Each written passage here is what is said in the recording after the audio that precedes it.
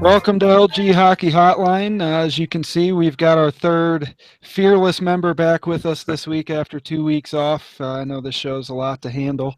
But Goose Chuck is back, and we're here with Maranaconda. I'm V High.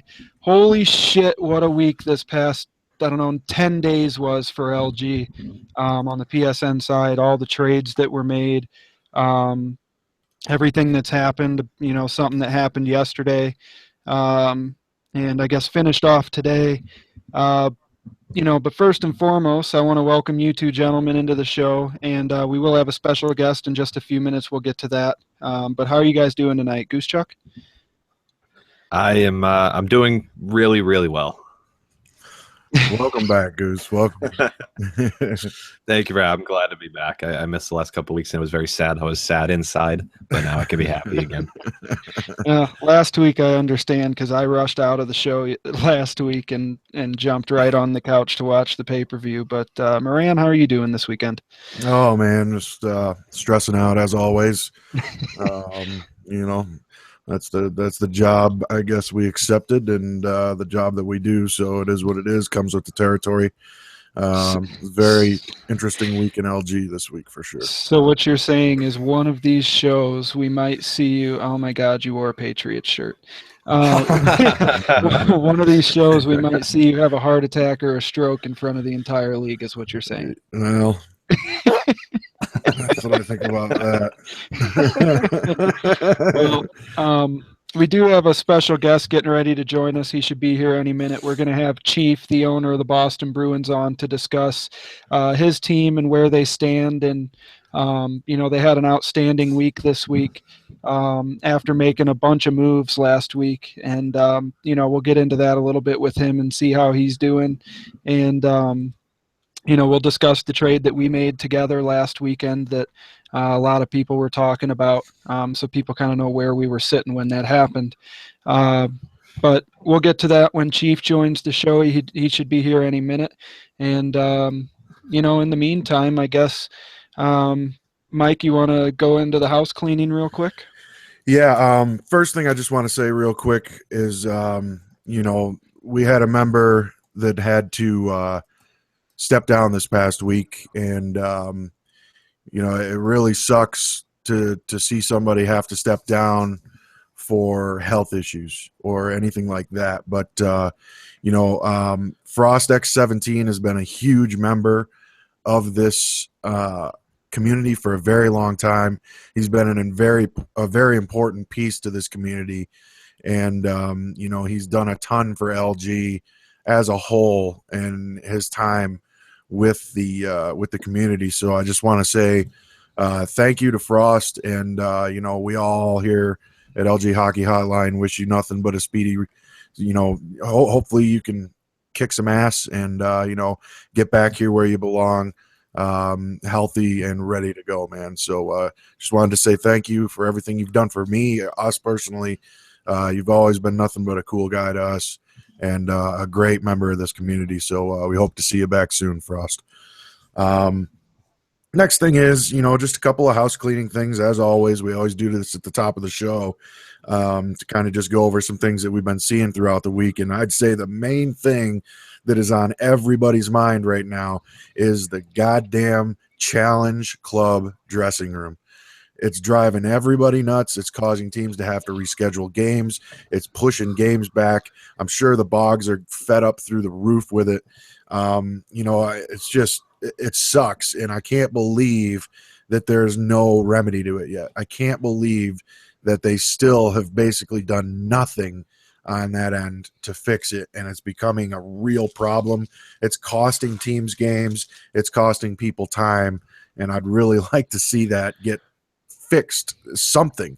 I mean, it's been horrible since the last update. It's gotten even worse. Seems like it's getting worse by the day, but I guess all I want to say on that is, just have patience with it. If it's your last game, try and get guys to hang around as long as possible, even if it takes, I mean, we've seen games take, I don't know about you, Goose, but we've had games that haven't started until 30 to 45 minutes after the original start time, which is a joke, but there's nothing either team can do about it. There's absolutely nothing you can do about it. You try all the little tricks that everyone says, by, keeping 5 guys in the challenge dressing room and 1 guy on the outside until the challenge comes, and that works. Not really. I don't think it does anything. But we've tried Makes that. you feel better for 5 seconds till it doesn't work. Maybe it gives you, it might work this time. It's a pain in the ass. Everybody knows it. Everybody's dealing with it.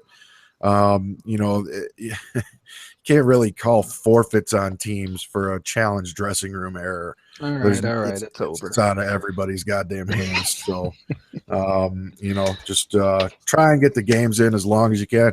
Totally understandable if it's the first game of the night. We got somewhere to be at the top of the hour for the next game. But if it's the last game of the night, or the only game of the night, just try and get them in as best as possible. Rescheduling games really sucks. But on to the next thing is, we've seen kind of, there's a thing out there right now. There's an idea that I think is a fantastic idea. And it's something that's been rumbling for a while. I was on the AHL show with T-Sibs and Broski maybe a month ago now, at least 3 weeks ago. And we were discussing a way to have continuity between the NHL and the AHL.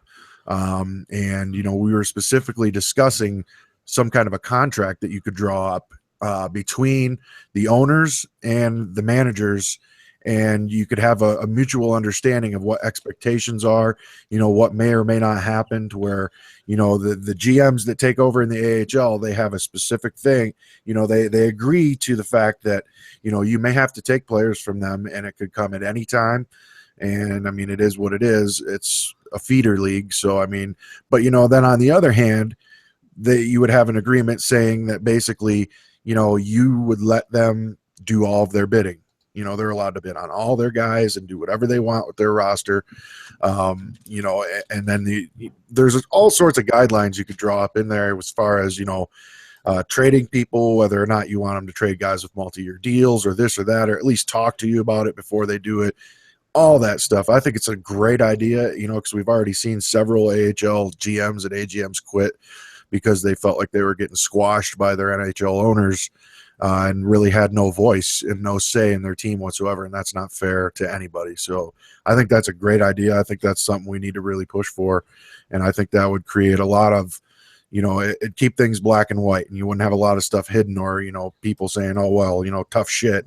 I'm bidding on your team and you don't have any control. Just put in the stats. You're a glorified stat taker. So I think that's a great idea. That's something that I really want to push for, is getting a contract between the NHL ownership and the management groups, from top to bottom. I think that's a fantastic idea. What do you guys think on that one? Yeah, I like it because, when you think of being a GM down in the AHL, you're a GM. You want to have responsibilities. You want to have things that you need to be in charge of. And I think most organizations kind of let their AHL GM be an actual GM, but you certainly have seen in some cases over the last season, 2 seasons, that like you mentioned, they're almost just like glorified stat takers, where the owner of the NHL team kind of is in charge of everything in that organization.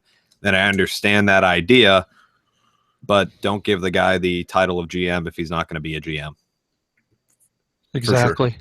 I agree with that. And honestly, as much as the AHL is a feeder league to the NHL, you guys are down there being groomed to come up, or guys didn't sign up in season 1, so they have to play down as a prospect for the first season that they're there.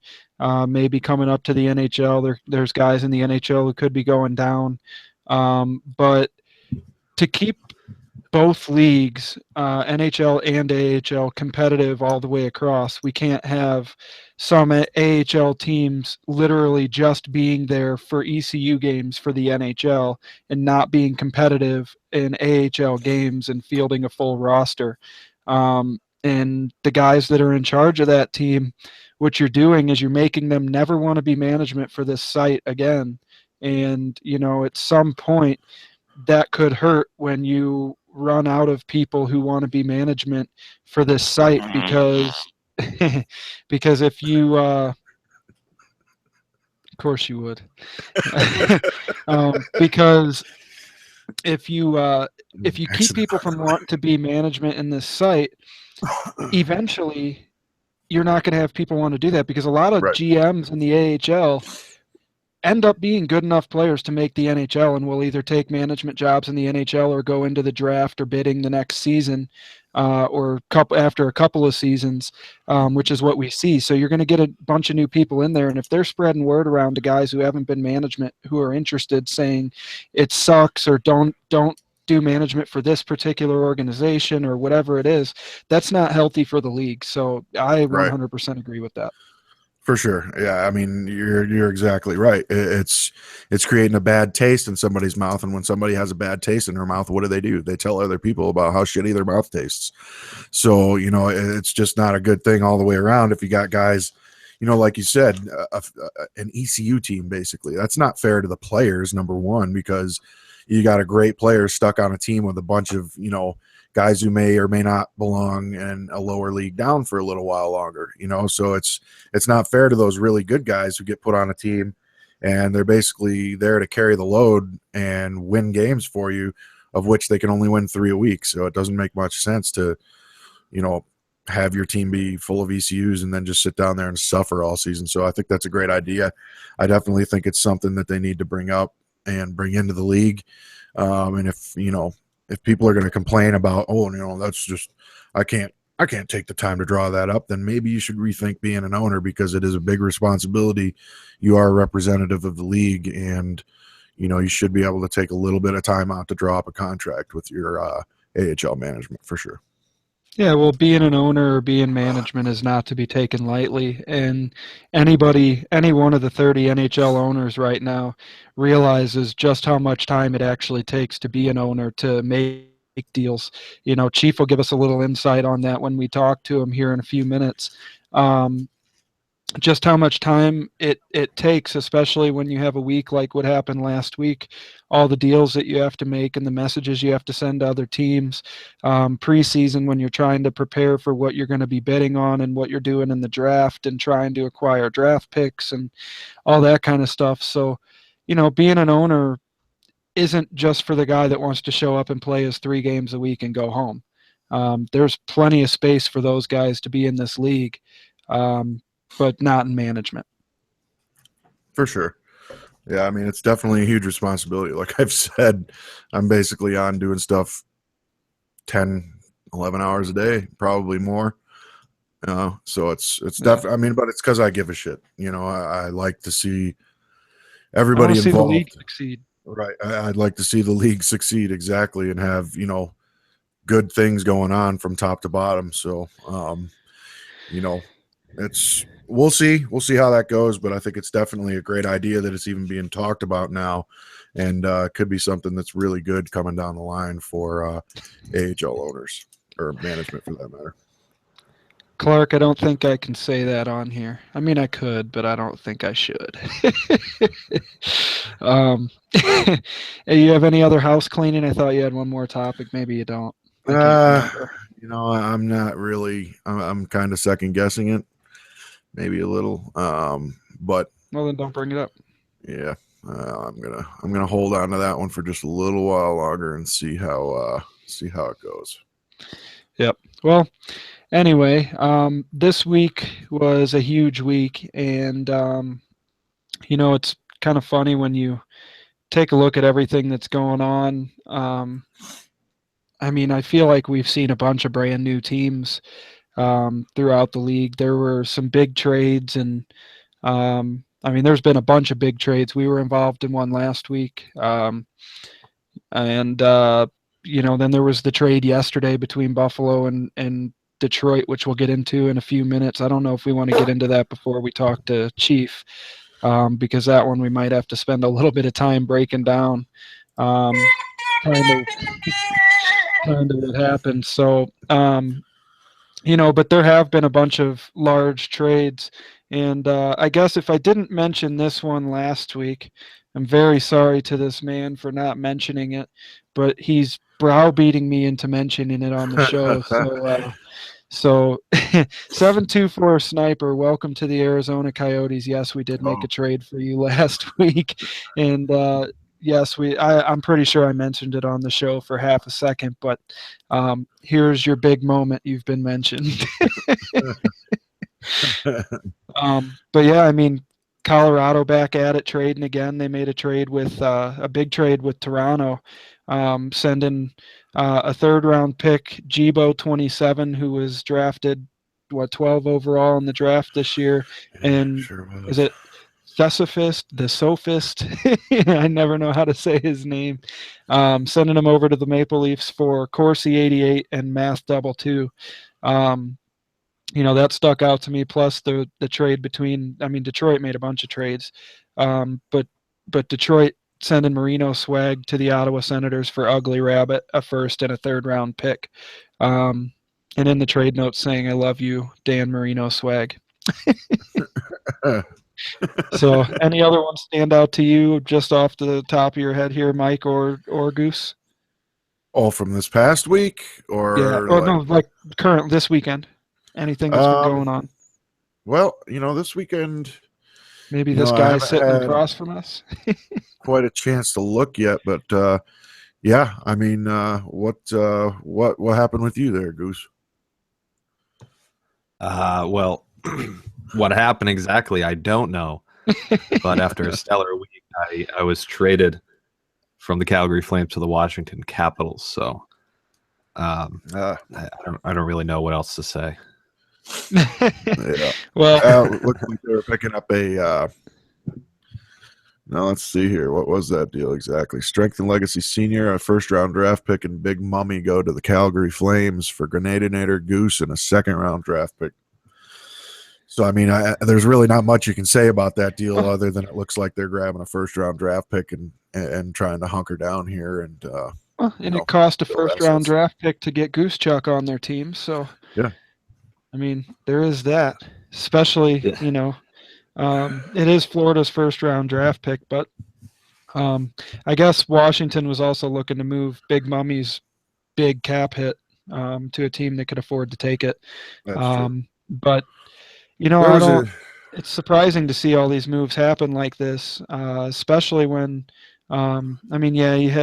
you didn't have a solid week, but it takes 5 guys to play a great game. You can't do everything by yourself. And, when guys aren't playing well together or things aren't working, I can't blame Calgary for trying to shake it up a little bit because they've been kind of stagnant in the moves as they've sat down there in the standings this season. Yeah, and I talked to Perk about it before and after. Just the time I was there, I was talking to him the whole time because I know it's the same thing you did. We weren't making a lot of moves, and we really weren't improving in our gameplay. So that always, if I saw some guy was, it sounded like he was going to be traded, or somebody wanted to be traded, or there was a guy on waivers, whatever, I'd always bring stuff up. So to me, it just seemed like a matter of time till Perk started making moves to prepare for next season when he really got an idea of whether this team would be a contender or not. Obviously, the team wasn't. So at that point, you just get as many draft picks as you can. So I completely understand the move in that sense. And I talked to him about it, and I'm all good with Perk. He's a good guy. And I enjoyed playing for Calgary. All great people there in Calgary. So going on to Washington, talked to Nuke a little bit, talked to a couple guys on that team. So should be fun playing for the Caps. Yeah, Snoop's a good guy too. Snoop 651. Yep, Him and absolutely. I played together in VG for quite a while, and he's a really good guy. I like Snoop a lot. I love his game. It's just, but yeah, it's interesting to see. But one thing we do want to mention is that there was a huge trade that went down, but it didn't stay down, did it, Jonathan? No. This trade, I don't know the full 100% story, but I think I kind of do, is what happened. But basically, I guess Rahanic and Ryan were talking to each other about a potential deal between Detroit and Buffalo. And then I guess Scrumsy, after Ryan decided to either hold off or said he'd get back to Rahanic, I guess like 15 minutes later, sent the trade to Rahanic, and it got accepted. Now, first of all, I do not believe anybody but owners are allowed to trade draft picks. I believe if a draft pick is in a trade, an owner has to be making the trade. I'm not 100% That sure was on my that. understanding at the beginning of the season, but I don't know how it is during season, if it's different in the off season. But it did specifically say, at least when we were preseason, that only owners could move draft picks. But basically, the trade was Turk Nasty, boss of bosses, and 4 third-round picks going from Detroit to Buffalo for Guala, It's Johansson, and 2 first-round draft picks, including Buffalo's first-round draft pick for this season. And, literally within an hour and 15 minutes, this trade was reversed and was not approved by the league. And I guess Ryan wasn't happy that this happened behind his back, and I can't blame him. If there's not communication there and something like this happens, that's a pretty damn big trade to be made without owner approval. For sure. I mean, that's like the future of the team that was moved out. So, good on the league for getting into there and figuring out what was going on there and getting that reversed because, I know Ryan wasn't happy. So it's good to see the league step in and know that it was we don't know all the details behind closed doors, but I'm pretty positive Ryan had no idea what was going on. So yeah, Ryan wasn't very happy about it. But it's done and over. It got reversed, and it is what it is. So, moving on there. So I guess we're going to go ahead and try and grab our guest here. And, we'll talk about some more things going on in the league for sure. Go ahead. Yeah.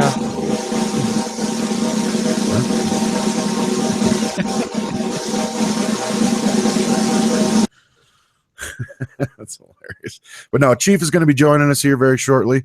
He'll be jumping into the party to talk to us about the Boston Bruins and some of the moves that they have made in the past, 7 days or so.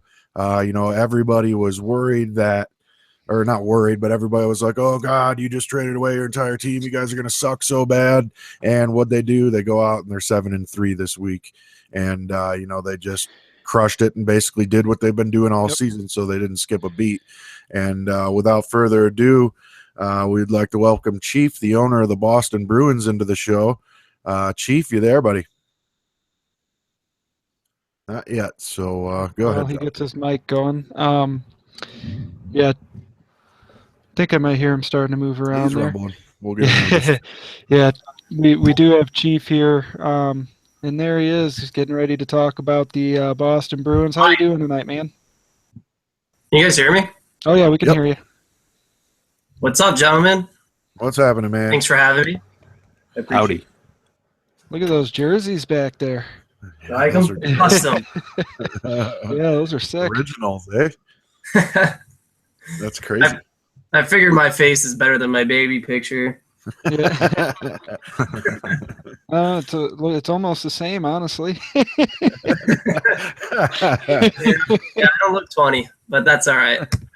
Well, so what's going on, man? Let's jump right into this. You guys had a little bit of turmoil last week and had to make some moves. And, a lot of people obviously in this league like to throw their opinions out there before they see results from it. And you had to do what you had to do to get your team back to where it needed to be as far as number of players and move some guys who maybe had trade requests in or whatever. And then you came back and had a really outstanding week again this week. Just kind of break down kind of how you were feeling as you were going through that and having to make deals and what your kind of thoughts are on your team right now. After making those deals, I can say the team, honestly, it just feels better. Like, every game has been a battle. It's been close games, and they've been fun to be a part of. No one in the locker room now is, butthurt or any of that. Everyone's been getting along for the most part. And, whenever we get a nice, hard-fought victory, everyone's proud of themselves and everyone's proud to be on the team. And it's just, I don't know, it's no, it's satisfying as an owner to basically trade away your whole team and to get another whole brand new team and still have a winning week and have guys that are happy to be on the team. Whereas, whatever is in the past is in the past, but it feels a lot better, and I'm definitely satisfied with all the trades that I had to make last week. For sure. And, I guess in our defense a little bit, because people were on us about it, and I was like, I love the three guys that we traded to you. As far as their attitudes, they're great teammates. They're solid players. They're great guys. They're good guys to have in the locker room because they're always positive. They're always talking hockey, and they're always working together to figure things out and talking about the game. So I mean, it's not like you got three turds there. I think those are three really good players. Myself, I love them. Their personalities and their teammates. The fact that they're teammates is the part that I love the most about it, and not to mention the fact that they're three pretty damn good players. Yeah, 100%. Definitely happy with them. Those are a deal like that is one that'll definitely get the league roaring because it involved Kraz. But at the end of the day, where Boston was, we were down a roster spot. We had like 0.25 in cap space, so we didn't even have a legal roster to use. So at the end of the day, we sacrificed, in my opinion, a little bit of talent. But at the end of the day, those are two or three very solid players, and we're pretty happy with it. Don't forget the first round draft pick. Yeah, and I'm just messing with you. But I'll tell you what, man, I was really happy to see. I was looking at your guys' scores all week long. I was checking in and seeing, okay, how'd they do? All right, they're winning games. They're doing. They picked up right where they left off. So I was glad to see you guys have a good week here, man. 7-3 in your last 10 games. You guys didn't skip a beat. Yeah, no, it was definitely satisfying. Yeah, and you guys, I mean, I think, was it 11 roster players you had to move last week? Or was it one more than that? It was 11 or 12 guys you had to move in one weekend, which I guess getting back to our conversation just a couple minutes ago, how much time it takes to be an owner, to run a team and make deals and do all the scheduling on the weekend to make sure guys are going to be getting in games and you're trying not to use ECUs. I mean, how much time does it take you putting in for an owner? I mean, you're probably putting in, I would guess, at least 5-6 hours a day, at least paying attention to what's going on in the shout box and seeing the updates throughout the league. Oh man, it's been ridiculous. that weekend when I had to make trades, I literally sat at my computer all Friday and was just talking trades, and it was so ridiculous to even admit that my Friday night was spent behind the computer screen doing nothing. Dealing with a video game. Well, there's evidence that we spend every Saturday night sitting in front of ours. So yeah, there's definitely a lot of time that definitely goes into being an owner, and it's definitely not for everyone. And it's funny when people are in like the shout box or whatever saying that they give ownership to anyone in this league, but those are the guys that don't sign up to be ownership who make those comments, and they don't really realize what ownership is all about and how much time really does go into being an owner. It's like it's like a full-time job that you don't even get paid for. Nonstop. I agree, man. I agree. It's nonstop. So how are you guys feeling about, your season here? I mean, you're still sitting atop your division. You're still sitting atop the Eastern Conference here. And, who do you guys got coming up this week? I was just about to pull that. Oh, you're playing I believe you're playing our division, aren't you? I think so. Yeah. You're jumping over to the West for some games here. So, you guys are sitting in a good spot, man. You're sitting in a real good spot. You got a nice lead, a little bit of a cushion. You're feeling good going forward.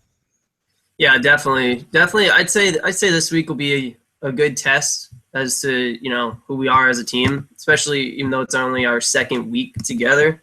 It'll be a good test. We didn't exactly face the hardest opponents last week, but it'll be a good test to see where we are right before the trade deadline. We'll see if we got to make any more moves. Right. Trades. Yeah, we'll be doing the show next weekend for the trade deadline, and you're more than welcome to join us. We're going to have a bunch of owners and different people around the league on, as many as we possibly can while we're on doing that. But in a perfect world, you hope that your roster's set. You hope that it works out this week, and that the guys that you have just gain more chemistry and continue to play well together. Because, quite honestly, if you go 6-3 every week, 6-3, 7-2, 6-3, you're going to walk into the playoffs no problem. So, I think the way that your team has turned out, especially just with the fact that you had to make so many moves and you were able to maintain your division lead this week, and you're only 1 point off the conference lead. That's a testament to how well you were able to pull off deals to get guys in there that played well this week. And you mixed and matched lines. You didn't have the same lines in every game. So that's a job well done, honestly.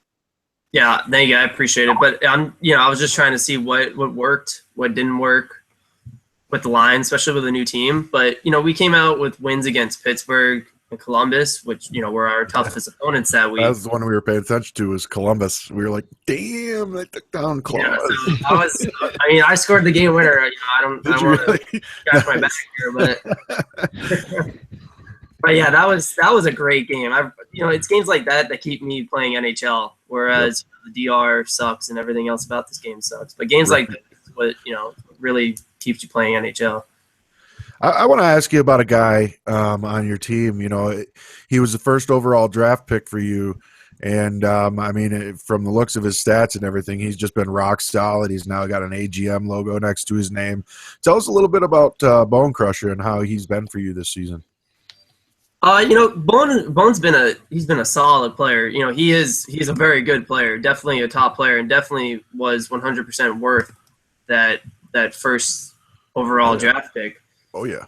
Things got a little. He tested the waters a little bit. He did request a trade, because everyone else did, I guess, or I don't know the real reason behind it, but he did. But I talked to him, and he was back on board with Boston, especially after all that drama going on. He was one of the few guys who decided, what, this all in all is an online hockey league, and I'm gonna stick it out with you. Especially I did draft him first overall. It's got to mean. But yeah, he's sticking it out. He agreed to be my new AGM, and he's agreed to be helping out the team. And I think, if you get a player of his caliber of talent on with, your management, then, the team can only go up from there, especially if he's going to help us, So I'm happy that he's our AGM. Definitely happy I selected him first overall. But, he was good. It's working out slowly. It's working out. Nice. Now, another guy I saw you pick up last week is one of my favorite players in the league. He's kind of a low-key guy. We were on the same team together in VG quite some time ago with a couple of guys that are on our team right now, but the real Benz. I saw you pick him up, and I was like, damn, that's a pretty sneaky good pickup because Benz is a good player. He was a forward when we were playing with him in VG, but I know he's an outstanding player. Have you liked having him on the team as well? Because I love his game personally. Yeah, I love Benz as a guy. Not to sound gay, and I love him as a player. No. But I really made that trade just because I knew he's a player of character, and he's not one who's going to jump the ship just because everyone else is. He's one who's going to stick it out, and he's going to go down with the ship if we're going down. And that's really why I wanted him. And he's on another season, so definitely someone of character who I definitely wanted. And he's very talented, in his own. He's worth every penny of his contract. Oh yeah, and then in my opinion. Without a doubt, I agree with you there. Mattsson's got to be happy playing for his hometown team, right? He's for the Bees. Fun in the locker room. He's a great guy. Yeah, he's super cool, man. I really like Mattson a lot. It broke my heart because we had just picked him up, and I loved him. Like, he was such a good teammate.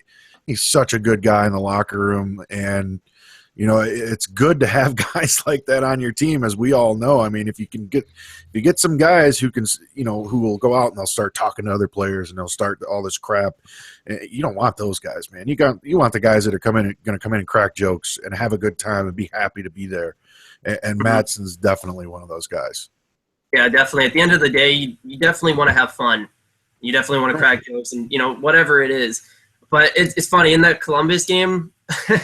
He walks in, stops at the blue, or he walks into the blue line. He just wrists one on net, and he goes like top shelf. And I'm like, God damn, you're getting a re-sign for sure. Do that every game, and you're solid, man. That's hilarious. Goose, you got any questions here you want to get in? Chief, how did you like my Call of Duty game the other night? You know what? That would be pretty good. You're down to come over to our team any day. Just get Top Gun or whoever you're playing with. Just come on over to Vengeance. All right. And you're gonna win a solid $20 from John LOL's hand. Yeah, quick announcement too. If anyone's thinking about it and they haven't signed up, sign up for the LG COD League. It's very fun. Starts tomorrow. Oh yeah, that's right. I did see that. Yeah, I'll be sure not to spend any more time on this site after being a GM. I don't have time to do another league right now. I'd love to, though. It's a great idea. If I wasn't doing this. How do they do that? I mean, so you're talking about, so basically you guys got your own teams or what? How does that work? You have teams and you go out and just shoot. Yeah. Honestly, I haven't played games like that in years, so I mean, I'm not familiar with it at all. There's no trading. There's no draft picks. There's no contract. It kind of makes it a little easier. So it's just 4v4, search and destroy. And is that what it is? Okay. Yep. Nice. Play a regular season, go to the playoffs. And is it like Pro Series? Really? As far as money-wise? Is there like well, you don't put money in, but you get money out of it if you win. Really? Interesting. So, way. Honestly, it's pretty sick. Yeah. Really? I like it. If you're a COD fan, you'll like it. Yeah, have you guys ever played COD in the past?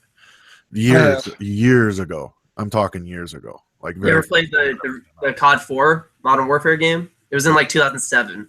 Yeah, I played those. I played Modern Warfare 1 and 2. I played Black Ops, but Modern Warfare 2, when people started hacking the game and stuff, kind of started to ruin it for me. And then I played Black Ops a little bit, but when Modern Warfare 3 came out, I didn't buy it. Mm-hmm. Yeah, but it's just a remastered game, and the fact that John put a league together is awesome because it's definitely going to be fun, and I'm looking forward to it. Right. Yeah, that's awesome. Yeah, if I had the time, if I wasn't doing this show and doing all that kind of stuff, I'd probably jump in, but maybe I'll see how it goes for a season before I think about it. Yeah, well, that too. Don't let him lie to you. Yeah, that too. It's funny that he pulls up the ring on his hand and he's not married. It's my right hand. Except he's married to this league. Yeah, that's my wedding ring to this league right there is what that is. But real quick, Chief, with trades going forward, obviously the deadline's coming up. Having made as many trades as you have, does it make it easier for you to go ahead and say, all right, I've done this umpteen amount of times. I know what I'm looking for. I know what I can get in return. Will it make it easier for you to make trades over the next week or so before the deadline if you feel the need to? Definitely. Yeah, because I gotta give up comp because legal quit.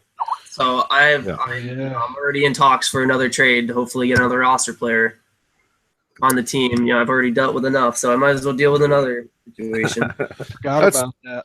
That was kind of the thing that we wanted to touch on. Not that specific thing, but like it almost seems like it's becoming the cool thing to do is if you get traded, just quit out of spite. Almost. I mean, that's just my thought on it. That's just me speaking out loud here. I think there needs to be some kind of something put in place in the league to avoid that from happening, because you could see how it could happen really easily. Somebody could be super pissed off about being traded, and I'm not saying it happened in this case. Please don't take me as me saying that, but you could see how that could happen if somebody was like, well, screw that owner. I'm going to go ahead and quit and screw him over and make him give compensation to that team because I'm pissed off that he traded me, or he traded me to a team that I don't like. or he traded me to a team and they sent me to the AHL. Just shit like that. I think there needs to be some sort of a buffer, or some sort of a leeway there, to where if something like that happens and it is out of spite or something, like, I just don't think that's fair, personally. Yeah. But that's the thing I wanted to handle that we didn't bring up in Well, the housekeeping. I mean, in certain cases, if you have a multi-year deal, you can request a trade through the site. If you have, 2-year deal, you can request one trade. If you have a 3-year deal, you can request two. You can request a trade, but you can't request who you're being traded to, and the owner has to do his best to find the very best deal he can get for you from whatever team that happens to be, whether it's a first-place team or whether it's a last-place team. Where he can get the most value for you is where you're going to go. And when you're signing up for a league, you're not just signing up to play with buddies. If you're an owner or a GM, you can do your best to try and get buddies onto the team, but the league structure is not meant for that. The league structure is meant for people to be able to build the best team possible and have a fun experience as you go out there and try and win a championship. Personally, getting buddies on your team, if you ask me, we've had several pretty good friends on our teams, and when it comes down to the point to where it's like, okay, we've got a real chance here, trading your friends sucks. Like, it really sucks, man. I don't like doing it at all. Like, it is brutal, and it's just like, well, I gotta do what's best for the team in this situation. I have this that I can do that'll give us this, that'll take us there, and and it's just like, fuck, man, I hate trading my friends. So it's like you almost don't want to put your friends on your team anymore because of that reason. Yeah, but that's for real. just me. It sucks. Well, Chief, is there anything else you want to talk about the Bruins, what's coming up, or anything that has gone on this season with you guys? It's been an outstanding season for you. So before we let you go, I want to give you a chance to talk about anything we maybe didn't discuss yet, if there's anything you want to. There's not a whole lot. I think we really talked about the most of it. I'm not going to go into that whole loop situation. Right. That's fine. Yeah, it doesn't make sense to really go over on a show. I don't know if you guys even wanted to, but I'm not. No, we're good, man. Yeah. There actually might be a trade in the works as I'm speaking, but I can't say it yet. Obviously. I was trying to stall a little bit of time here just to get your own reactions while I'm on the show. But oh, gotcha. Well, you can hang out there if you want. That's what the trade deadline show is going to be, a bunch of that, man. So, yep. If you're available during the trade deadline, we'd love to have you back for sure. Mm-hmm. Yeah. Are you telling me to just keep my eye on the shout box here for a couple minutes, or? Pretty much, yeah. It's just a matter of when they're going to send it. It's pretty much done. Interesting. Nice. But it's a pretty big trade, if I say so myself. Wow. Getting our hopes up. Yeah, I guess there's a lot to say. Goose, welcome to Boston. I'm just kidding. That's hilarious. He'd love it. That's where he lives. Right. Exactly. Yeah, Goose is sure, like, come on, baby. Boston jersey, good idea. Big past shows. You've worn a Boston jersey, right? Oh, absolutely. It's in the show. He had a Boston hat on. Yeah, he had a Boston hat on a few weeks ago, and he's wearing a Patriots shirt right now. Yeah, get my Pats shirt on. I lost that hat. Did you? I don't know where it went. Yeah, I'll find it again someday. Partying too hard during the UFC last weekend. That's exactly what happened. Oh man. Well, I guess we can. If you want to hang out, Chief, you're more than welcome to hang out for a few minutes if you want to announce it on this show while it happens. If not, you can take off. But either way, thank you very much for coming on to talk about this. I know last week was definitely a test as an owner to see, and you made it through, and your team performed this week, keeping you up at the top of your division. It's an outstanding job to be able to pull something like that off when you're forced to move so many guys in a short period of time and bring new guys in. You spend the first several weeks of the season trying to figure out chemistry. and now you're forced to redo that again at the midway point while sitting in first place, and you were able to keep that through the first week of that. So in theory, the team should hopefully be starting to hit its stride next week. So good job on getting that done. Thanks for coming on the show, and you're more than welcome to come on anytime. Awesome. That sounds great. But yeah, I just want to say, that is going to be the biggest test, is that that adversity and trying to gain that chemistry again, especially with a couple tough weeks coming up. But I feel like we're gonna do strong here, and we're gonna I don't know, can't speak the words right now, but Right. Kick some ass. yeah, we're gonna kick ass. I like that. We're gonna hopefully kick some ass. But yeah, guys, I appreciate it. Thanks for having me on the show. I don't know if you want me to just sit in here or you want me to hang up. No, it's up to you, man. If you think it's going to get done, we can just move on with the show, and you can just, when you're ready, if you want to just say, like, hey, it's done. I can say it, or if you just want to message us or something, it's up to you. You can hang out. It's not going to bother us. If you want to just message us, we can jump you right back in here, just like we did. Time out. They sent it, boys. Here we go. Perfect. There. I wonder if they're listening to the show and they were like, "Shit, we better send that." Staring at the scout box. I'm really only doing this trade just because I can announce it on the show. So that's the reason behind all this. And now I'm watching. Yeah, suspense is killing me. Mike, where's that filler music? All right, let's see. Did it get processed? Oh, Yeah. shit. Wow. Yeah, it did. Yeah. Danny Briere to the Jets for Braden and Coast-Sizer. Wow. Wow, that's crazy. Big time. Yeah. The Jets made a trade. That's a big one. That's a hell of a job getting that $10.25 million contract off the roster. That's a tough thing to move. Time. I'm not saying he's not worth the money. I just know how tough it is to move a contract that's that large. For sure. But when there's a player of Danny Briere's caliber attached to it, still that is his contract. Yeah, you know what? Briere is a solid player, and we've only had him for a week, but he is an outstanding player. It's just his contract's too big, and there's no way we're keeping him next season. Right. And we really need defense, especially since I got to give up some comp here. So I'd say defense was our weakest point, and I don't even know how to pronounce his name yet, but Koistizer. Close enough. I feel like he's Close. He's gonna be, he's gonna fit in well with the team. I'm hoping. He's had some pretty good seasons in the past, and he's had a decent season so far, but he hasn't really played with the best of players, and he still put up some pretty decent points. So I'm hoping it's gonna work out for both teams here. For sure. Oh, he's got another year left on his deal too, which is always key, man. If you can bring guys in that have years left on their deals, that's huge. So that's a great job there. Let's go Flyers in the shout box just said, "Oh my God, we did something." Yeah, Winnipeg, they never trade. You know what? I tell you what, man, your guys' first is going to come in heavy here. It's gonna be yeah, I'm hoping it's going to be like.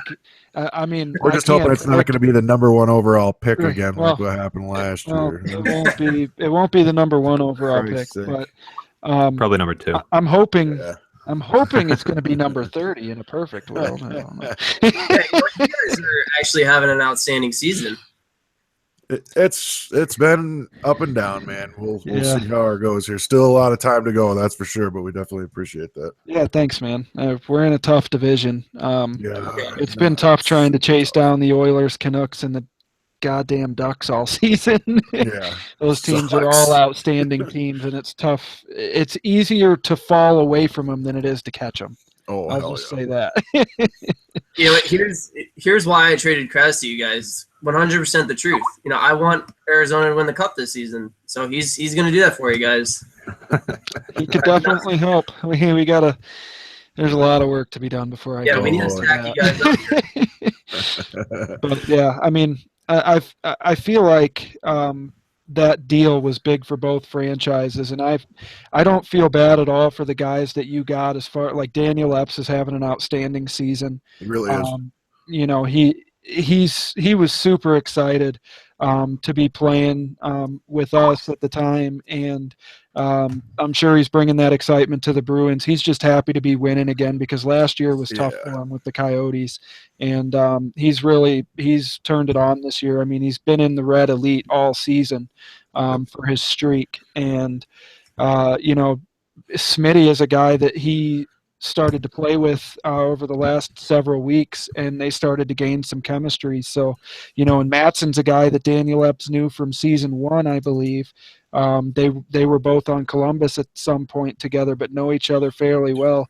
So, like, all three of those guys, attitude-wise, were never an issue. They're team guys, and they're talking to the team about the team. You know, they're always around to play games.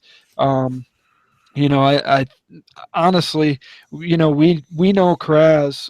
We knew him from last season, but we didn't know RV Clutch personally at all. We knew where he was with the Stars. Personally, we didn't know him.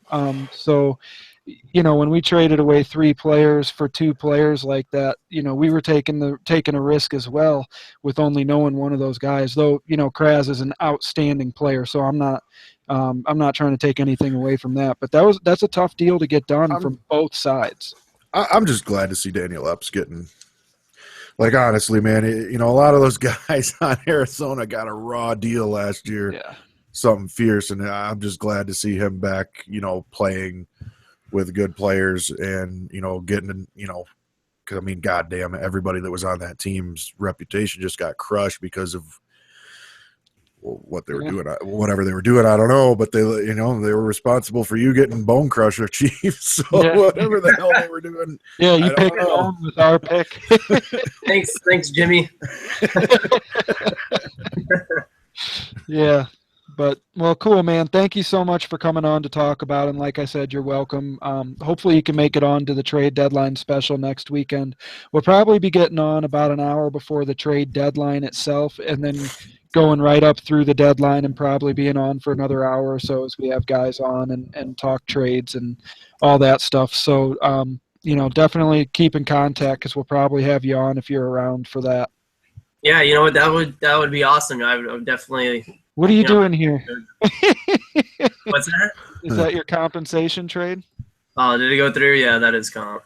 There it is. Core 1454 and 2 second-round picks. Yeah. You know what? It's a tough situation. I tell you what, man, Ilya, That sucks. man, he is tough. He is. Oh God, I'm not trying to say anything bad, but God, you're an asshole.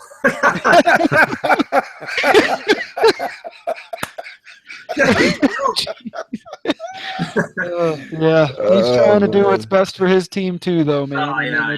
That's what's so tough about it. You know, you don't want any love lost over stuff, but then a situation like this happens, and it's really tough to do compensation and things like that when something like that happens. It's a real pain in the ass. Oh, it sucks. It sucks Yeah, bad. definitely what you were talking about, Moran, that, you know, the league needs to do something about that and them quitting, you know, because 100% legal quit in spite. Yeah, in my opinion. Sucks, man. Yeah, in my opinion. But, you know, I think the league definitely needs to look into something to do something about it. I don't know what they could do because it's a tough situation, but. Right. You know, maybe if there was something they could do to, like, just, you know, where every deal was a no comp deal, you know, and, you know, the only time there would be compensation is if you explicitly put it in there. Otherwise, all sales are final. You know what I mean? Maybe something like that could work, you know, where, you know, if you were worried, if somebody was worried about something, you could be like, look, if this player quits, I'll give you compensation. You know, he won't quit on you, something like that. But to where, I mean, that would totally stop it because, you know, if somebody quits, I mean, it just, then that player who gets traded knows that him quitting is going to do nothing but screw over his current team that he's on that had faith in him to go trade for him and himself, you know, so I think that would get rid of a lot of it. Yeah, that's actually a pretty good idea. The NHL, unless you fail a physical, the NHL doesn't ever reverse trades in real life. I mean, it's if you trade Chris Pronger to, the Philadelphia Flyers and he actually decides to retire, the Flyers can't then ask for compensation for Chris Pronger from the Blues or something. You know what I mean? So like it's a tough situation. I know we're a simulation league here and everything like that, but it's. I'll be interested to see if the league touches on this in the off season and what we could possibly do. I know the owners will get together and vote on it and everything, so we'll see what happens if anything gets brought to the table. But again, Chief, thanks for coming on. Made 2 deals on the air, giving everybody a taste of what next weekend might be like as we take it down to the trade deadline. But thanks again for coming on, man. You're awesome, and good luck to the Bruins throughout the rest of the season. Absolutely, guys. Thanks for having me. Hey, good luck to Arizona. Finish strong here. Prove the haters wrong. Thanks, have a good night. You too, man. Thanks for coming on. And that was Chief from the Boston Bruins, the owner. I didn't know what to expect. I've never actually physically talked to him. I've only ever, texted with him back and forth as far as in the shout box or Skype or whatever. But, even keeled guy, really. He didn't seem too freaked out about what he had to do. He seems pretty confident with the group of guys he has, just looking for chemistry moving forward. But anyway, let's move on here. We can let's go ahead and move on to the standings, and we'll talk about that playoff race that we've mentioned a couple times with Chief as he sat at the top of his division. Chief, you did fine. You don't have to go to the shout box and ask. I thought he did a really good job, actually. He did, yeah. Very professional, too, especially for, a guy that had to go through as much. I mean, he could have come on here and tried to blast anybody he wanted if he was upset with the situation, and he was very professional about it. For sure. So, after, was this week 5, so after 5 weeks in the season, we have the Pittsburgh Penguins sitting at the top of the Metro Division with 62 points, closely followed by the Columbus Blue Jackets with 59 and the New York Islanders at 55. In the Eastern Atlantic, of course, Boston sitting at the top with Florida 2 points behind them. Tampa Bay finishing the week strong on a 7-game win streak. A 7-game win streak. A cinnamon win streak. It's sitting at 58 points, one behind Florida. Kind of interesting to watch these divisions, huh, Mike? Well, Florida's been extremely interesting to me. Like we said last week when we covered the Eastern Atlantic, they started off a little bit slow, but they've completely regained form, and they're definitely a powerhouse in that Eastern Conference, going forward. So I would expect them to be, giving Boston everything they have coming down the stretch here to take over that number 1 spot. And with the Lightning nipping at their heels now, another team to watch out for in the Eastern Conference, like we said last week, is the Ottawa Senators. They've just slowly been doing their thing and climbing the standings week by week. So, that Eastern Atlantic, the Eastern could get extremely it's tight. Interesting. It could get interesting here. There's some teams that are, it's tight in the top 9. The top 9 teams in the conference are real tight. After that, there's a sharp drop off. You're talking about, but all those teams are tight points. too. Right. Yeah, all those teams. I mean, from 9 through 16 are all within a couple of points of each other. So, we'll see what happens over here. But I'd say the Panthers are going to be a team to look out for, I think. Goose, anything in the Eastern Conference? I mean, you just got moved to Washington here. You've got 8 teams in your division, and I know you pay attention to what's going on, at least with guys that who they're on certain teams in this league. Yeah, I think at this point of the season, just from a Capitals perspective, it'll be fun to play spoiler if we're able to. But, just speaking of the Metropolitan Division in general, it's going to be a fun battle to watch as an outsider from with Pittsburgh and Columbus, just to see who could take over that number 1 spot. Because we know Pittsburgh, I haven't watched either of the teams as closely, and obviously going off the records alone is kind of an easy thing to do. Mm-hmm. But Pittsburgh's that top team, and I think they have a more well-rounded team, in my opinion. But Columbus just has firepower throughout their lineup that really helps them. And of course, one of the players obviously is Jay Claus. But I think Pittsburgh and Columbus, that Metro Division race between the two of them is going to be really fun to watch. And the Islanders are going to play well also. I just don't think I can see the Islanders coming up and stealing a top 2 spot from Columbus or Pittsburgh, just based on how good both of those teams have been so far. And then in the Atlantic, again, we just talked to Chief. Boston, I think they're in a great position. We'll see how trading away Briere actually, if that makes that big of a difference. To me, I don't think it will make, obviously Briere is Briere, but I think Boston can rebound from that. But I know how good Tampa is, and Florida's just as good, if not better, with the amount of goals they score. So we'll see what happens. But again, the top 3 teams in each division are going to put on a good show, especially in that Atlantic division. I think that's going to be very fun to watch. Even if you don't watch all the games, just checking week after week, checking in to see how the points are and who has moved where. Should be a lot of fun to watch in the East. Yeah, and going back to the New York Islanders, they were sitting at the top of that division 2 or 3 weeks ago, and then had a really difficult week 3, I believe it was, and that just goes to show how you can be sitting at the top of the division, have one bad week, and bring yourself down to 3rd or 4th in the division, and then trying to reclaim those points to pass teams that, like Columbus and Pittsburgh and Boston, trying to pass and catch and pass those teams in the standings is so much more difficult to do because they always seem to be picking up points on a nightly basis.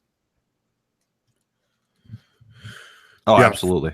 If you lose ground, it's a bitch to make it back up. I mean, honestly, so it's definitely it sucks to try and gain those points back. You're right.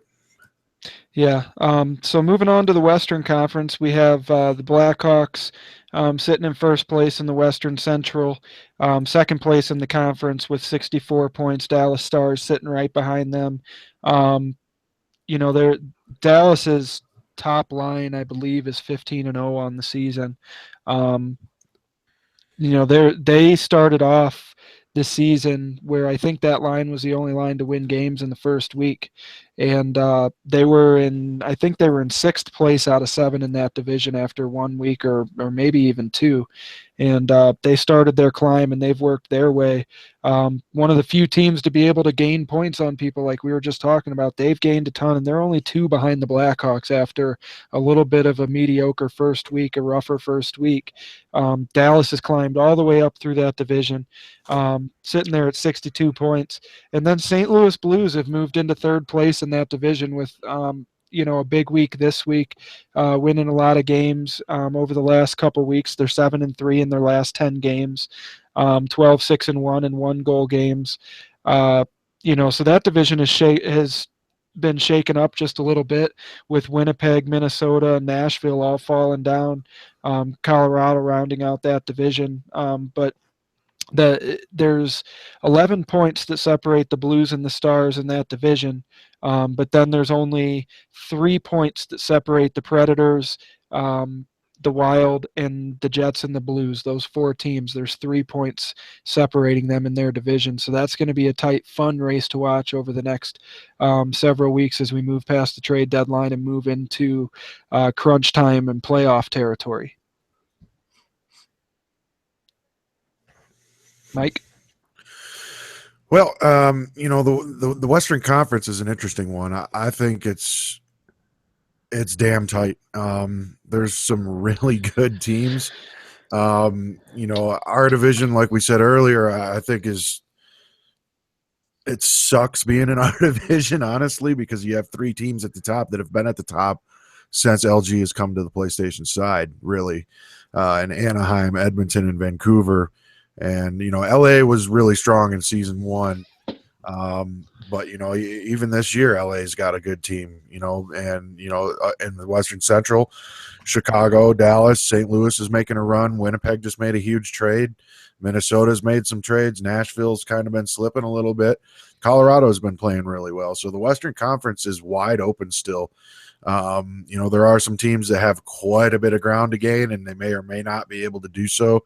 But yeah, I mean, I think the Western Conference, this was a huge debate in the owners chat just maybe an hour or two ago about, the whether the Eastern Conference is stronger than the Western Conference or the Western stronger than the Eastern. And really, I mean, there's no way to ever really compare that unless we could get a breakdown of, Western Conference teams versus Eastern Conference teams records. It'd be cool if we could get something like that. Research. That's a lot of goddamn research. So, I mean, it'd be a great thing to have and a good piece of evidence to present, but I don't feel like doing all that work. That's going to be hours worth of looking stuff up, and I just don't feel like doing. But it would be cool to see actually on paper, as of now, which conference is beating which. It'd be interesting to find that out. So if there's anybody out there that is a stat guy that would like to go and do something like that, I'll take a look at it. And someone else can do it too, yes, but I'll take a look at it and see if there's an easy way to figure that out without going through every single game. Yeah, of every single team. Yeah. If somebody actually has the time to do that, feel free. We'll even bring you on the show to announce it. Yeah, so you can come on and reveal it yourself if you want, honestly. You do the work. Sure. It'd just be cool to know the data. It would, because it was a hotly debated, issue. And, of course, all the Eastern Conference guys were like, oh, the Eastern Conference, and all the Western Conference guys were like, oh, the Western Conference. And I guess we'll decide when we get to the Stanley Cup. Yeah, for sure. I don't mean us. I mean the league. No, right. No. Yeah, that's exactly the way I took it. But, there's teams in the East, I guess 67 points is the most in the West, and there's 67 is the most in the league. Right, and 64 there is higher than anybody. So it's like looking at the points. It's like, well, both number one teams in the. We could go on and on and on and on forever about that, but it'd be interesting to find out that stat. I'll just leave it at that. Yeah, it really would. Yeah, I'll see if there's anything I can do about that, but please, anybody who's interested, feel free to take up the reins on this project and bring that info to LG Hockey Hotline. It'd be cool if we had like a column. You know how you have 1-goal games, away games, home games. Yep. If it would be conference column, your record against the Eastern Conference as a team, or your record against your conference. If you do it, if you just put it against in conference opponents, you can do that and then set backwards up compute it for sure. Right. So I mean, both would be great. There's plenty of room to add that on the site. If we could work a way to figure that out, how just the stats themselves being entered in for wins and losses would actually just automatically go in that column. That'd be something really cool to discuss and see if there's any way we could pull that off for sure. So moving on to specifically the Western Pacific Division, you have the Anaheim Ducks, who have just pretty much maintained this torrent pace all season. They stumbled over the last couple weeks a little, losing more games than they had the first 3 weeks, but still only have 9 regulation losses and 3 overtime losses on the season, and they've got 32 wins, which is good for best in the league. Anaheim is an extremely tough team to play against, and I don't even know where to begin with that team. They're solid all the way through, forwards, defense, goalie. Schneider's having an incredible year for them in net. The Oilers are in second place, 7 points behind them at 60 points, which is, to my knowledge, is only 2 points behind the Eastern Conference League leader, but 7 behind their division leader, which is crazy to think about it in those terms. And then right behind them, 1 point behind them, is the Vancouver Canucks at 59. The Arizona Coyotes at 56, 3 points behind them. LA Kings, San Jose Sharks, and Calgary Flames are at 41, 34, and 32. But it's been kind of a knockout, uh, knockout kind of fight against all the top 4 teams in this division. A knockdown drag out? No, I wasn't going to go for that. I just straight. I was like, yeah, I'm gone. I'm bailing on that one. So yeah. So Mike.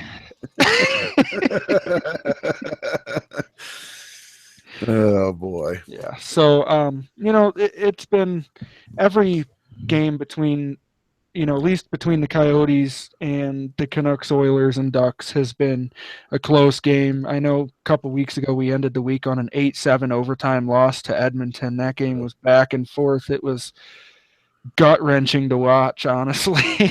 It was such a tough game. But, I think you're starting to see the top teams who have been there, like Chicago and Anaheim, there's no doubt in my mind that they're going to make the playoffs and quite possibly as the number 1 and number 2 seeds. I mean, yeah, they're within striking distance. Chicago's only 2 points ahead of Dallas, and Anaheim 7 points up on, the second place team in our division, the Oilers. With a game in hand, too. With a game in hand. But they've been there all season. They haven't moved out of those spots, so it would be tough to see them fall very far if they fell at all. No, I don't think the Ducks are going anywhere anytime soon. They're second in the league in goals against average, second only to the Chicago Blackhawks, who overtook them this week. Chicago still hasn't given up 100 goals yet this season, so only team in the league, right? The only team in the league that has not given up 100 goals yet, and they're still 5 short of giving up 100. So, they say defense wins championships, but we'll see if that holds true, and we'll see if these teams can continue to play the type of defense that they've been playing seemingly all season long. Yeah, you can see the difference, right, Goose? I mean, if you look at Chicago and Dallas, 2 points separate them. You have Chicago with 95 goals against and only 139 goals for, and you have Dallas with 133 goals against, which is only 6 less than the amount of goals Chicago has scored all season as a team, but they've scored 194 goals.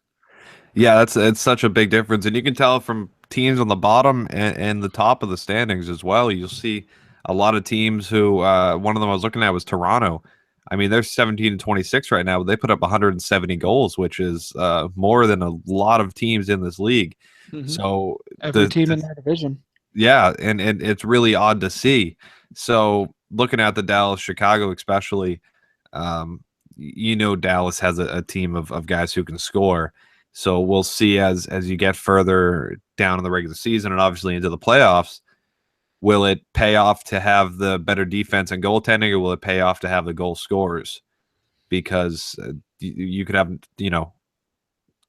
no further polar opposite than Dallas and Chicago, with the fact that Chicago is a very good defensive team with a great goaltender, and Dallas, while they may have good defense as well and a good goaltender as well, their forte is obviously scoring. So it's really cool to see two teams having pretty much the same success, two completely different ways in the Western Central.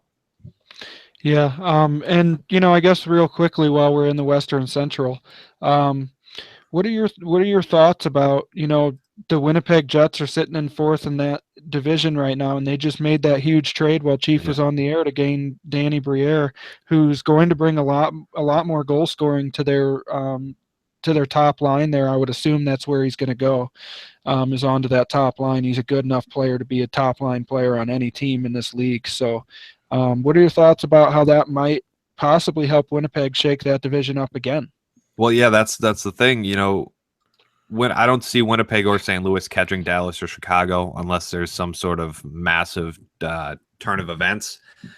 So Winnipeg just really has to get up one spot, and even with the way the wild card's looking, I'm trying to do the math in my head, but I don't think they're in the eighth place spot right now. They're in the eighth spot right now. So it's just a matter of staying ahead of Minnesota and Nashville, but really that's a crapshoot 3rd through 7th in that division. Yeah. So Well, you'd prefer Winnipeg, to gain 1 point and jump the Blues, which is you're right now. They're in a spot where those top 2 teams may not be catchable, but that 3rd spot's up for grabs, and they could very easily pass the St. Louis Blues this week if they have an outstanding week. And a guy like Briere could energize a roster like that. Yeah, exactly. Briere is somebody that single-handedly can win them 3 games. So it's just a matter of making sure that happens, putting the right lineup around him, and then going out the rest of those 6 games or however, 6 games, and making sure you hold up your own end with the rest of your team. Mm-hmm. Because again, as you come down to the final division. weeks, I'm just looking at it now. It's not out of the question that a team can catch up to Chicago or Dallas. No. It's just very unlikely. We're running out of weeks. 3rd through 6th, that 3rd through 6th is just about anybody. You could twist that 100 ways, and you still might not get it right. So we'll see what happens. For all we can know, in 2 weeks we'll talk, and Nashville could be up in 3rd. Right. Yeah. I mean, it's very easy to look at this division and think that Nashville and Minnesota could very easily, by Tuesday, be sitting 3 points in a playoff spot in the 3rd spot ahead of the Blues, the Jets, and the Predators, or the Wild, whichever one it is. This division is going to be fun to watch this week because with 4 teams being separated by 3 points, two of those teams are currently in the playoffs. And where the Kings are sitting right now, the Coyotes are sitting in the 7th spot in the wild card spot, and then the Kings are a little further back than the Predators, Wild. It really looks like there's 4 teams right there fighting for 2 playoff spots at this moment. And this week there could be a huge shakeup there. If any one of those teams has a bad week this week, it could spell disaster. If any one of those teams has an outstanding, 8-1, 7-2, 9-0 week this week, they could go a long way into maybe locking a spot up. Absolutely, it's something. Again, you got to take a week by week, and weeks of the year, in my opinion, is the week before the deadline and the week after, because that's when you're thinking about the moves you want to make. That's when you make the moves you want to make, and then after the deadline, that's when you say, okay, this is what we got, so we got to make the best out of it, and you have to try to perfect all those lines that you've recently acquired or the lines that you've had the entire season. So we'll see how it turns out in the next couple of weeks. Yep. Well, let's go ahead and move on. We'll move into our final segment of the show. We're going to move into this week's LG Hockey Hotline weekly power rankings and 3 stars of the week.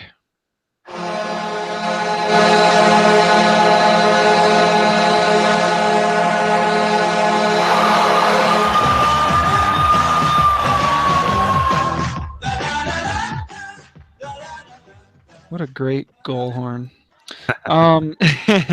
So this week on the Who's Hot Goalies list, he wasn't up there last week for I don't know what reason, but he's right back at the top spot for LG. This Schneider, 24. He went 4-0-1. He had 65 saves in those five games. He got a point. He got 9 points in the 5 games that he played. He had the 1 overtime loss, but a 1.03 goals against average and a 91.5 save percentage is outstanding. He's right back at it again. I mean, I feel like fire this year. Yeah, I feel like he's the only goalie I talk about every week. But it's well deserved. He's had an incredible year. And with King Cons winning my first star the last 2 weeks, looks like Schneider was pissed off and got himself back up there. But Optimus Rhyme having a big week for the struggling San Jose Sharks, who kind of dug themselves out a little bit this week. They had a solid week. I believe they won 6 games, maybe even 7 if I'm not mistaken, but definitely I think they won 6 games. And he went 3-1-1, had 67 saves in 4 games. Usually in this league we're seeing about 10 saves per per game by goalies. It's rare. When I'm looking at this list, it seems to be about, if they've played 4 games, there's about 40 to 45 saves. So to see a guy who played 4 games have almost 70 saves, that means he's facing about 13 to 17 shots a game. And stopping most of them. That's an outstanding job. He had a 1.55 goals against average, and 89.3 save percentage, and 2 shutouts. Great job for him there in San Jose. I know they've been struggling, but they have to feel extremely good by getting 2 of their goalies onto this list this week. Of course, with Nuoxid,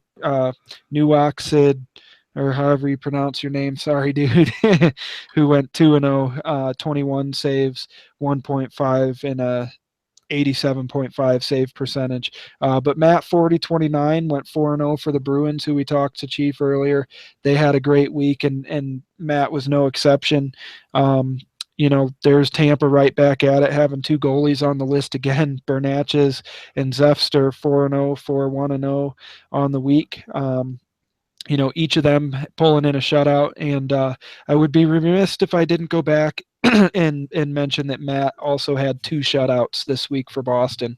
Anytime you see a goalie get 2 shutouts in the same week in this league, you know that they were feeling it, because it's extremely tough to get 1 shutout as a goalie in this league, especially on this game where, any bad bounce can end up in the back of the net. And then Alex Cleroux for the Florida Panthers, he had an outstanding week as well, going 4-0 with 1 shutout. And Apex Predator and Sam 000MX for the St. Louis Blues, both of those guys, 3-0, 4-2, 0.34 goals against average, and a 0.59 goals against average is what it's listed as. I don't know if that's correct or not, but if it is, nice job. And of course a shutout for Sam. And then OMG Price had 1 shutout. He was 2-1-1 for Nashville with a 1.95 goals against and an 83 save percentage. This week, my first star, I'm going to have to give it to Matt 4029 for the Bruins. Going 4-0 on the week with 35 saves, a 1.24 goals against, and an 87.5 save percentage with the 2 shutouts. With the turmoil that went on with that roster, for them to get guys that didn't have chemistry together and throw different lineups out there every single game, for him to go 4-0 and have 2 shutouts with that team and help them keep that top spot in their division. Outstanding job. Matt 4029 gets my first star of the week. And Goose Chuck, I'm going to throw it over to you so we can go through the defensive stars of the week. Absolutely. Defenseman power rankings this week. We'll talk about the who's hot, and it's kind of odd to see. The one thing I noticed right away, the top star, at least listed on the who's hot number 1 is GMAC for the Vancouver Canucks. Only played 2 games this week, but he's listed as number 1, and again, a good week for him. And I also want to note too that we had 2 guys in the top 6, and Drunk Kane and Rishkoy, who played both left and right D. So that's pretty cool to see as well. Both putting up great nights. Rishkoy 3-0 on the week, 5 points with a +10. Drunk Kane 3-0 with 4 points and a +11. Wow, he's drunk. Yeah, that's a crazy part too. I don't know how you play like that. We also had Dubs on Florida 3-0 +13 with 3 points. Shout out to ZD Ball, the greatest 3-0, ever. 7, yep, best ever. ZD Ball with 7 points, no plus there, so I'll have to get on Dan about that, making sure he's out there for some more goals and not in the penalty box or sitting on the bench. But 7 points is pretty good for ZD Ball there. We saw Tampa has 3-4 players in there on defense. That just shows, again, from my time there to now, the number one thing Chaskin has done is made sure his defensive core is very well put together. So that's just an ode to Chaskin and the Tampa crew over there doing a great job on defense. But my first star of the week this week for the defense, and I went through, I believe, through all the top 10, and honestly, I know he's listed number 1 on the Who's Hot, but I have to go with GMAC because he was part of 2 big wins over Minnesota. Let me get this right. Minnesota and Nashville. Minnesota and St. Louis. Two really good teams in the midst of that battle in the Western Conference. So in the West Central, excuse me. And although Vancouver is not in the West Central, those are two teams that are fighting really hard to stay in playoff contention. And I think that GMAC being able to go 2-0 in those games is pretty big there. And while other guys put up great weeks as well, a lot of them played against some weaker opponents. So I had to give my Who's Hot number one star of the week to GMAC. I agree with LG in that sense. But whatever we do, I know we'll move on to forwards. But we'll just skip the who's not for the defense, if you don't mind. All right, let's move on. Mike, bring it. Well, moving on to the forwards this week, there are definitely some familiar names up there. Some guys getting back to the top of the list where they have been seemingly all season. And one of those guys is definitely Bill 1492, another 3-0 week for that Toronto Maple Leaf team with 17 points on the week. Having a +8, 7 goals, 10 assists. He's just been an outstanding player for Toronto this season and really getting the job done. Another guy on here is Cush Demon. Got traded over to Tampa last week and went over there and proceeded to just go out and dominate in every game that he was in, picking up 12 points, finishing with a +10 on the week and 9 goals. Went over there and just crushed it for Tampa, playing center for them. Jedi 420 actually getting himself up on the list this week as well with 13 points. He was claimed off waivers by the New York Islanders and went 3-0 on the week. And that's a great job by Jedi. I've played several games with the guy. I really like him a lot. That's going to be a nice little pickup for the Isles there. DDW is at the top of the list right now for this week. He was 3-0 on the week with 16 points, 9 of those 16 points being goals, coming in at +9 on the week with a 5.3 points per game. Some other guys on here, Jeff 0012 or 0012, excuse me, for Florida. Fantastic player over there for the Panthers. Went 3-0 this week, scooping up 13 points.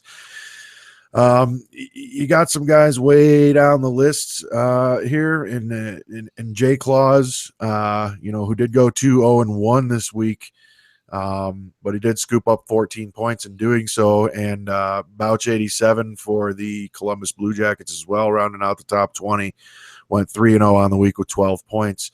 Now some of these guys that are in between here, scoring aces was 3-0 for the Isles. Canada 87, who was moved a few weeks ago from the Minnesota Wild to the Ottawa Senators, has been doing a pretty good job over there for the Sens. Brook Boy 900, Brook Boy, I believe 900 for Carolina made the list this week. Sean 88 for Dallas is always on the list at some point somewhere on the list in the top 20. It seems like he's always there. Rub My Duck for Toronto was on there. Tech 112, Vex from the Columbus Blue Jackets as well. Seems to be a theme here as there are 5 guys from the Columbus Blue Jackets all in the top forwards. So they definitely got some guys over there in Columbus that can do some serious scoring. But, as far as my number one star for forwards this week, I'm going to have to go ahead and give it to Mr. Bill 1492 from the Toronto Maple Leafs yet again, coming in with 17 points. That's a team that's not, doing the greatest over there as far as, record goes. I mean, they're still sitting, in the lower half of the Eastern Conference, but if you're on a team that's sitting in the lower half of the Eastern Conference and you're still going out and going 3-0 on the week and scooping up 17 points, you're doing something right. And, I've got to give my number one star to a guy that's going out and doing that on a team that's not in a playoff spot over DDW, who's on a team that is a high-flying team and scores a lot of points. So my number one star is definitely going to Bill 1492 again this week. Nice job, gentlemen. I am going to move on real quick and just go through the league leaders real quick like we do every week. The league leader in points this week is JC Penn's 22. He's at 62 points. It's a very tight battle at the top 5 of that list. really the top 10 are all within reach with, a huge game. But J.C. Penn's sitting at the top of that one. And when I move over to goals, J.C. Penn's pulled away a little bit this week. He is up by 4 goals now. He's at 39 goals on the season, leading the league in goals. And then over on assists, Kraz 18 moved up to the top spot. He is sitting there at 35. I did not plan on sitting here talking about Arizona players. This is the first I've looked at it, honestly. But Kraz 18 sitting there with 35 assists, only one up on a couple other guys. Our league leader in save percentage is still Schneider. Through 5 weeks of the season, he's sitting at 88.1% save percentage. If I could say one bad word, that's fucking incredible. This guy is really good. He is. He's having a great season and just continues to do it week over week here for the Ducks, and showing you that the Ducks have some firepower on offense. A little bit. They might not be the most talented offensive team in the league.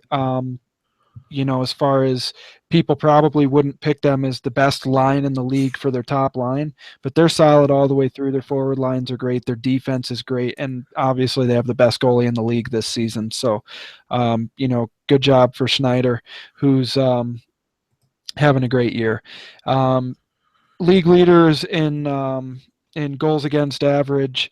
It says Creasefire with .56, but I'm not sure that's correct. Apex Predator 724 is at 1.28, and Zepster sitting there at 1.37. Schneider at 1.38. I know those 3 guys play on a regular basis. I'm not sure if Creasefire is correct or not. .56. Maybe it is. If it is, good job. But I know there's been some issues with goals against going into the system, so I'm not sure about that one. But plus minus leaders, you also have Kraz 18 sitting there at 39. He caught Fu Mancheesy, who was well up on the group last week. I think he was up by plus 10 or plus 9, something like that last week. But Kraz taking over the number 1 spot this week with a plus 39. So good job to all you guys, having great seasons there. And that's it for the league leaders in those statistical categories. And I guess let's finish up the show here, gentlemen. Is there anything else you guys want to get to before we sign off? I know we've kind of probably outstayed our welcome once again. I'd like to say real quick, I'll make this, I'll be about an hour here. Okay.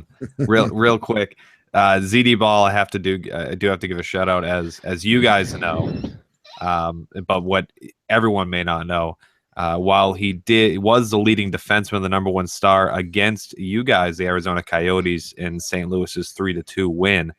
I have to give credit to Ball for that, putting up 2 assists in a great game.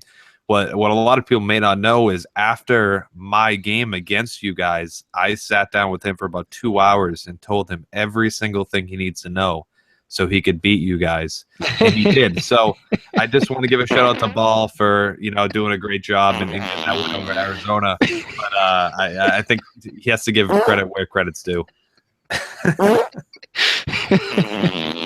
That's what I think about that.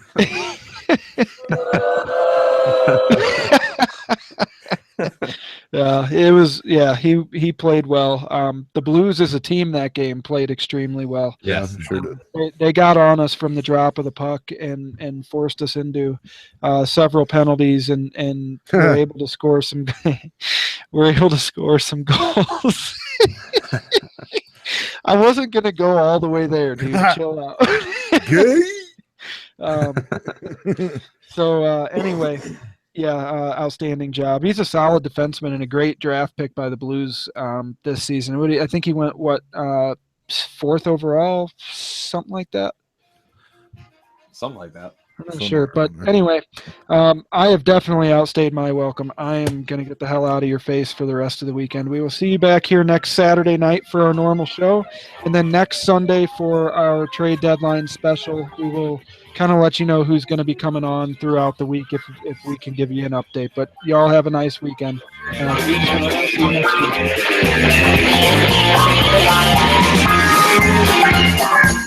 week.